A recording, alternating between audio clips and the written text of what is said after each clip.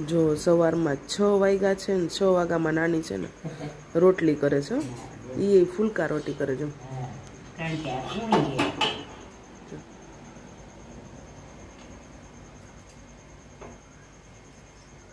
હશે ને આખો દિવલી ન થાય.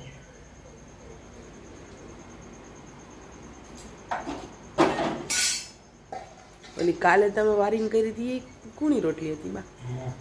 આ બે ત્રણ કુણી ઓલી કરી છે વારે કાલે કરી હતી ને તમે રાતે. હા એ કુણી હતી એકદમ.